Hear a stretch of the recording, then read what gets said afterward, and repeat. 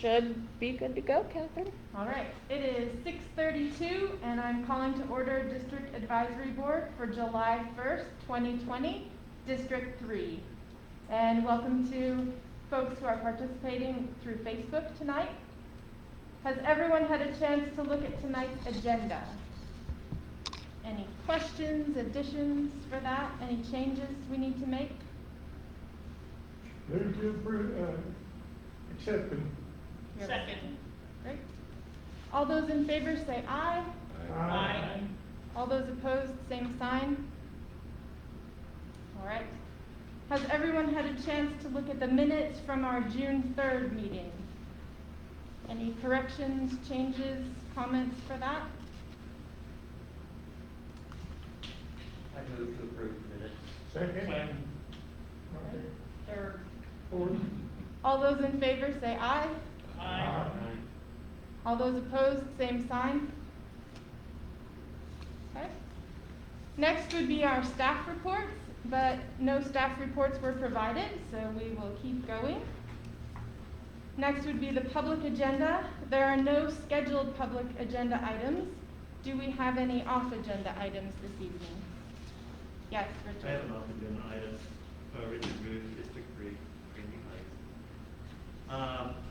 I was talking with one of the fellows that I work with in a volunteer capacity with the community, going out to help resolve some of the abatement issues that people have. These are people who are either too old, disabled, or too poor to meet the requirements of the inspectors.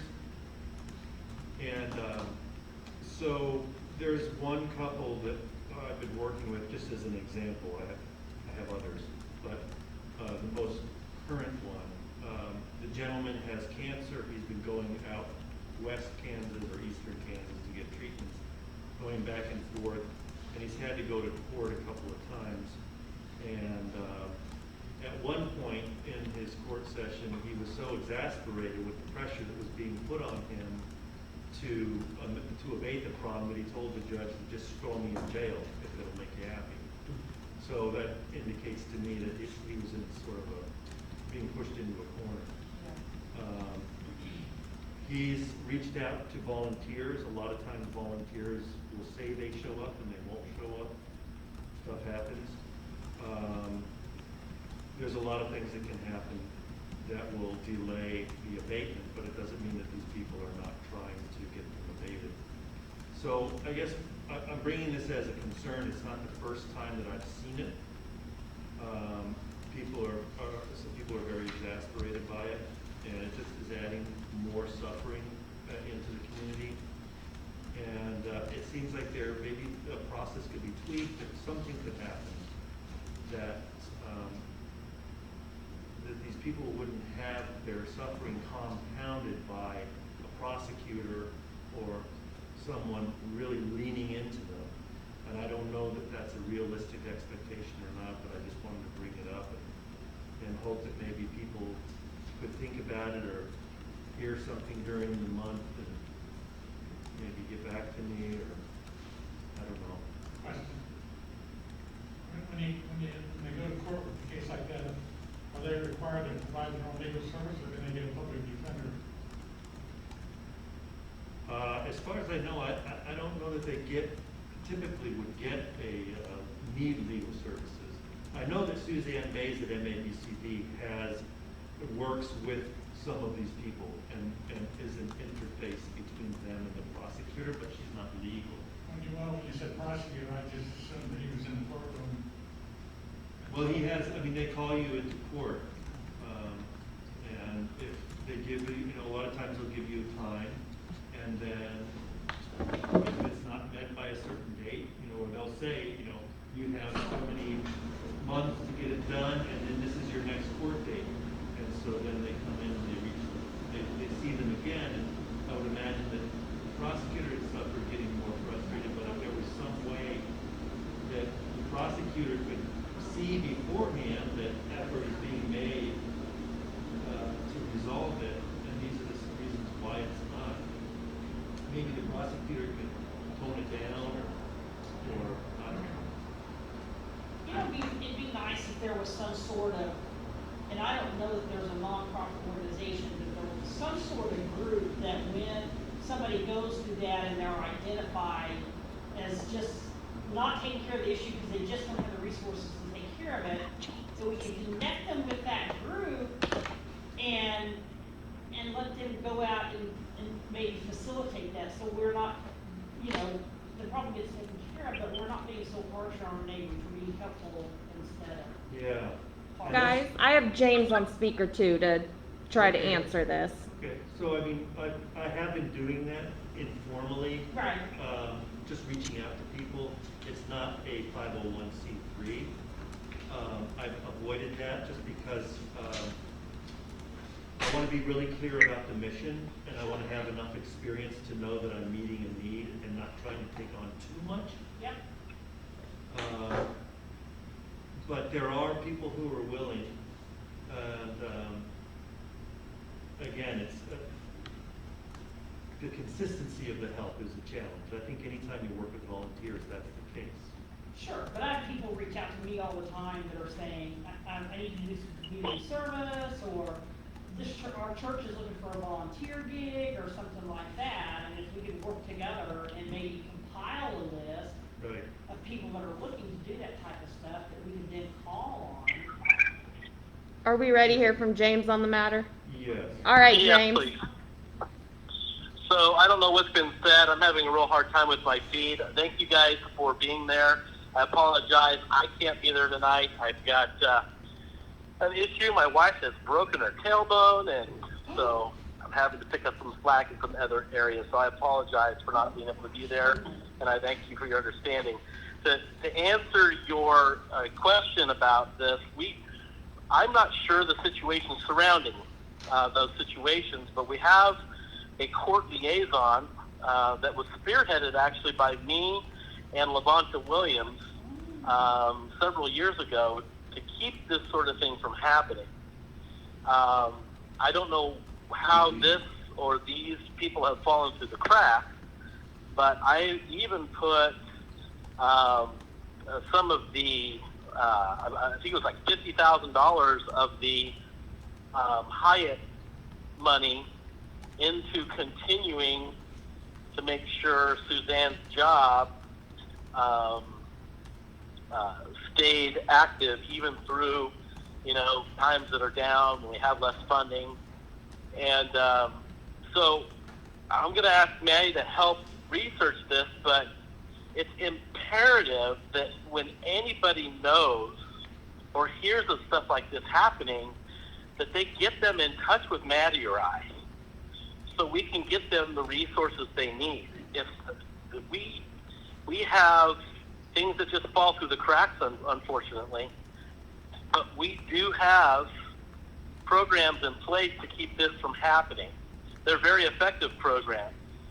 And so we already put funding into making sure this doesn't happen, so please just make sure you're letting Maddie or I know that these sorts of things are happening, because we do not want anybody who can't afford it, who doesn't have the resources, we don't want them going to court and being treated like a criminal because they don't have the money.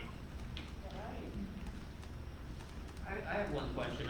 I would just ask, and maybe you can get with James on the specifics of this, but how old is the gentleman, and what exactly is the problem that he's trying to abate? Well, in this particular instance, there were some structural issues with his phone. Maddie, just so you know, I can't hear anybody. Okay. He's on Second Street. He has some structural issues with his home. James, who has helped me with some things, went over with another person and did some tuck pointing and did some of that structural So it's code repair. enforcement stuff. Huh? It's code enforcement stuff. And It's building code enforcement inspection. stuff. Okay, that's all I'm. Yeah. Gerald? Hey, James? I'm having a hard time hearing, so I I'll relay apologize. what you say to him, okay? How about Raymond Davis Senior? He's one of our rehabilitation people. He's asking about Raymond Davis Senior, Senior. one of the rehabilitation people. would that be somebody to contact? Is that somebody to contact? Is that a city employee? Yeah. Actually, he's helped some people that I've sent to get roofs, get their house painted, But hot water heaters. potentially, I would advise all you guys just to touch base with me. I will make sure to get the right staff involved for any of these situations, so. Right. That would be my request as well. We want to make this efficient as possible. As a matter of fact, I would really like to get the names and the addresses of the people that have had the issue, so we can try to rectify what they're going through and research kind of the process to where they got to that point. But really, the quickest point of contact is for Maddie or I to be emailed or called or texted. Me, send me a text. This way to get a hold of me. But a lot of people have a lot of issues, but they're not contacting me. I'm hearing of people that are upset about stuff that know that I'm open and I'll take a phone call, and people aren't calling me and just getting upset. And I can't help if I don't know. Maddie can't help if we don't know what's going on. So please let us know. All right, thank you, James. Thank you guys. Talk to you later. Bye. I may call back. Okay. All right, let's move on to our new business. And so we'll have a presentation about application for conditional use. It's CON 2020-00022.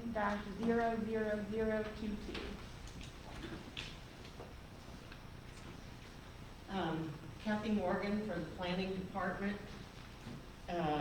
This is, if you got the staff report, this project is located at one of the old Davis Moore facilities.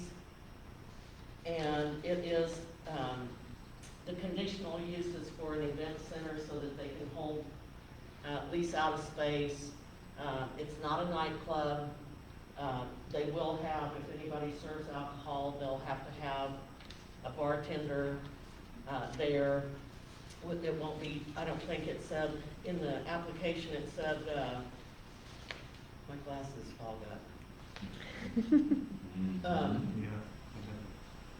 It's not allowed, the general public is not allowed to attend. It's an invitation only place, so it's all contained. We do these frequently. There was a list of 10 conditions required. They have to maintain, it's against residential property on the south, so they have to have a screening, a wall screening fence that they have to maintain to separate that use. It has hours of operation from 6 a.m. to midnight Sunday through Thursday, and 1 a.m. on Friday and Saturday. The parking lights, this is typical, they have to be, the lights have to be directed downward so that they don't bleed over into the neighborhood. They're a maximum of 15 feet in height. They have to go through the proper procedures for obtaining building permits and that type of thing. They have to have private security if they have an event that's more than 30 people. And the private security has to be on site as long as the event is operating. Catherine? Yes, Is that sir. every 30 people, or Pardon? is that multiplied as 30 more, 60, 90? It just kicks in. I don't know what the security requirement is, the number of security You said- people you're asking about, is that it? You said over 30, you gotta have a security guard. Right. Over 60, you have to have two? I don't know that. Okay, thank you. I don't know that. That's not, it's just that they have to have on-site security, so it would be up to the, I think it's 60. When we had our wedding, it was 60. You had to have two, so. We had to have a second security guard if we expected more than 60 people. of places have, and it mobilize each 30. Let's see, what else? do I have a have? question for you. Yes, sir. This is a commercial building already, Right. What's prompting the request for? Because it's an event center, it's considered an assembly place now. And with their ability to provide alcohol, and there'll be in there that either, most event centers require that, if I rent the place, then I have to have a bartender, on site to make sure that the serving of alcohol is in compliance with the state liquor law. And that's what most people do, as opposed to, have somebody on their staff or be have a liquor license themselves. Did you all get an email from the applicant? It said in the staff report there was an attached email to just explain what they're wanting to do. I don't think so.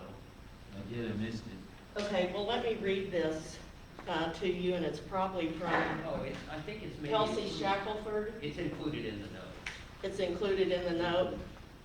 I think. So let me go ahead and read this in case you didn't catch it, because I didn't catch it. Strategic Workplace is the business that is requesting the conditional use.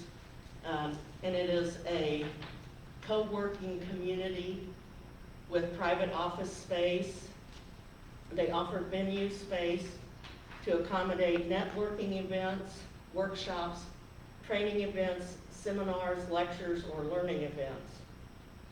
They will host some of those events themselves, but they will also allow the public to rent the space to host these events for themselves as well. We anticipate some use of the space for things such as a wedding reception, but we, however, have no interest or plan to sell or be responsible for the distribution of alcohol on the premises. If someone wishes to provide their guests with alcohol, they must do so by hiring a licensed bartending service with no exceptions. They are also subject to engaging the service of a private security firm if they will be serving alcohol.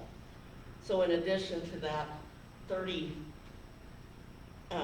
persons, if they have alcohol, they automatically have to have security.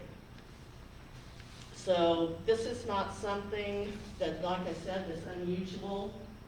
They have plenty of parking space out there to provide the parking spaces for the size of the facility.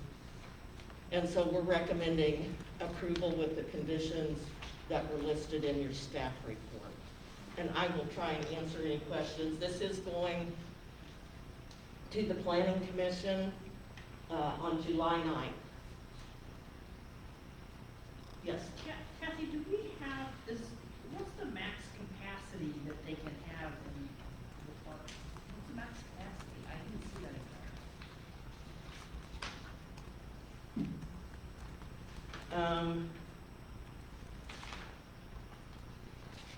I don't know that. I didn't know if we were talking about 200 people or 50 people or 100 people or.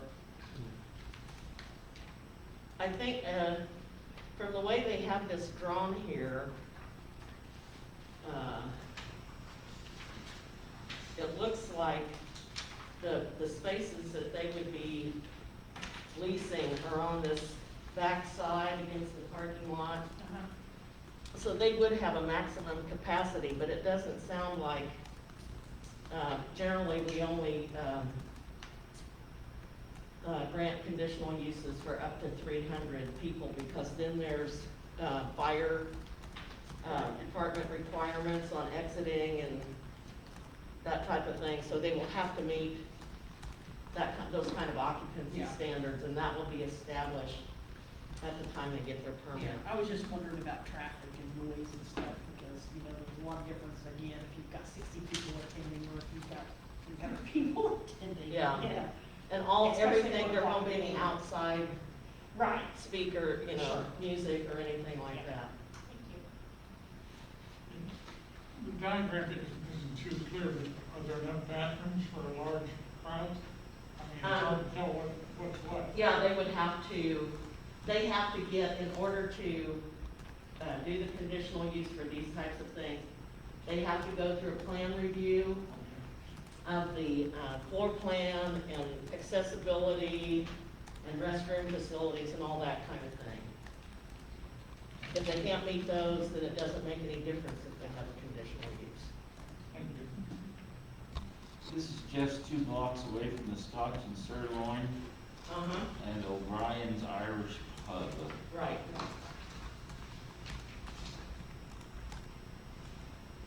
Right next to the women's clinic, actually. Yes. Not that far from the Quick Shop, is it? Well, Yeah, about it's those halfway blocks. between the Quick Shop and Woodlawn.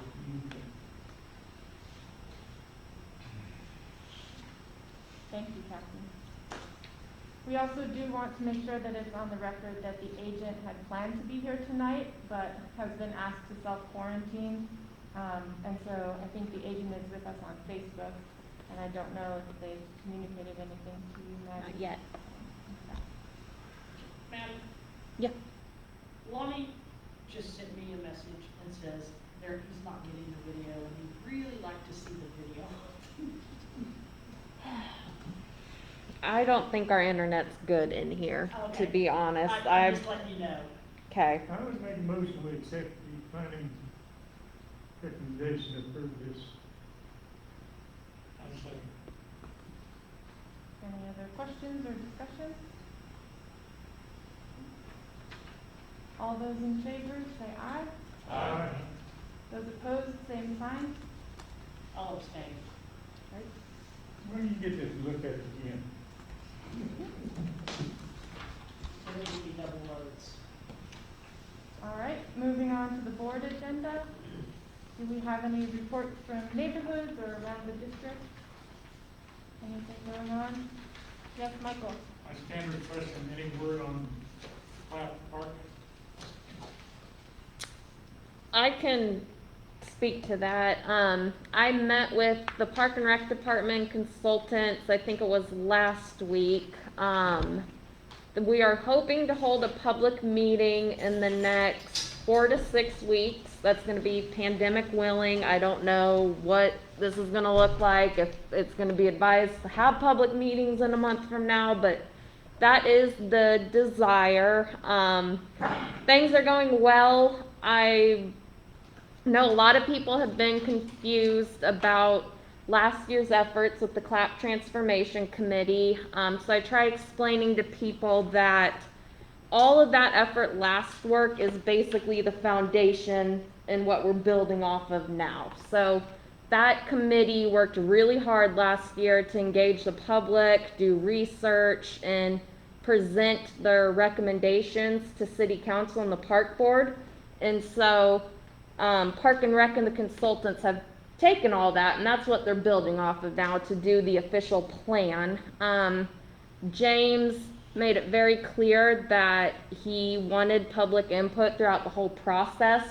So while it might seem redundant, that is part of us being transparent and making sure we are staying on track with what people want. I know when the survey went out, people are like, why are you asking all of us this again? But again, maybe redundant, but public feedback's important to us. We want to make sure that we're staying on track and giving everyone ample opportunity to share what they want to see. Do these consultants have a local office here?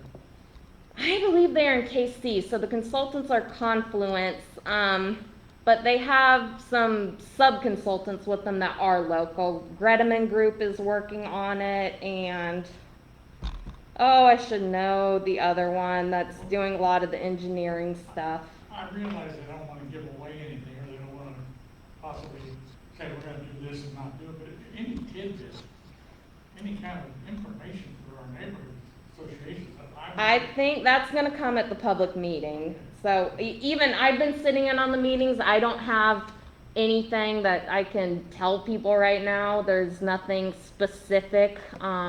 I have a feeling that they're trying to